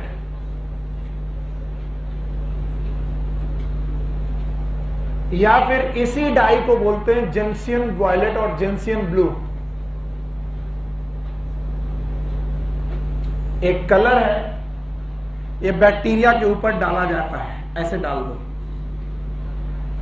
तो जब क्रिस्टल वायलेट या जेंसियन वायलेट नाम का ये डाई बैक्टीरिया के एनवेलप में पड़ेगा, किसमें पड़ेगा? एनवेलप। तो सारे बैक्टीरिया ब्लू स्टेन करते हैं, यानी सब ब्लू कलर का दिखाई पड़ने लगते हैं, पर्पल या वायलेट कलर या ब्लू कलर का दिखाई पड़ने लगते हैं। चलो मुझे बताओ क्या किया मैंने? डाई डाली। कौन सी डाई? क्रिस्टल वायलेट या फिर जेंसियन वायलेट। हमने कौन सी डाई डाली? क्रिस्टल वायलेट और जेंसियन वायलेट। किस पर डाली? बैक्टीरिया के सेल एनवेलप। और जैसे डाला तो किस कलर का आया? ब्लू स्टेन आएगा, ब्लू दिखाई पड़ने लगेगा बैक्टीरिया। अब बैक्टीरिया को 0.5% आयोडीन सोल्यूशन से धुलेंगे। अब इसमें 0.5% आयोडीन सोल्यूशन डालेंगे। आयोडीन सोल्यूशन डालने के बाद इसे वाटर से धुलेंगे। वाटर से धुलने के बाद इसको एसिड से धुलेंगे, may be H2SO4 I think. और इस धुलने के बाद कुछ बैक्टीरिया अभी भी ब्लू कलर के स्टेन करते रहेंगे। जो बैक्टीरिया अभी भी ब्लू कलर के स्टेन करते रहेंगे दे आर ग्राम पॉजिटिव। फिर से बोलो। और जो कलर छोड़ देंगे, कलर लेस हो जाएंगे, दे आर ग्राम नेगेटिव।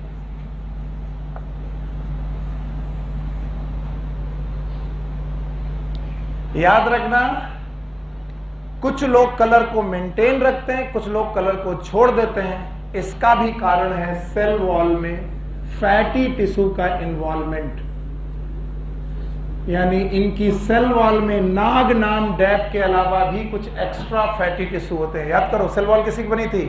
नाग नाम डैप। कुछ लोगों में कुछ एक्स्ट्रा फैटी टिश्यू होंगे जिसकी वजह से वो इस कलर को अलग अलग तरीके से रेस्पॉन्स करेंगे। जो लोग कलर को मेंटेन रखेंगे वो ग्राम पॉजिटिव, और जो कलर छोड़ देंगे वो ग्राम नेगेटिव। नहीं आया? आया। चलिए एक बार मुझे बताइए क्या किया आपने? बताइए। कौन सा टाइम? किया? फिर क्या किया? सर बेटा मुझे थोड़ा सा डिफरेंस लग रहा था, इसीलिए मैं यहाँ तक गया दोबारा। प्लीज ये H2SO4 चेंज करिए। It is acetone. Acetone, I am sorry, I am very much sorry, acetone और अल्कोहल। ये थोड़ा मिस कर गया मैं। इसको धुलते हैं एसीटोन और अल्कोहल से। सॉरी।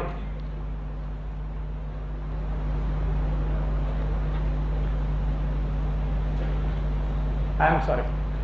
चलो भाई अब बताओ कौन सी डाई? क्रिस्टल वाले और जंक्शन वाले। कैसा कलर? ब्लू। फिर क्या किया? 0.5% आयोडीन। क्या डाला? वाटर।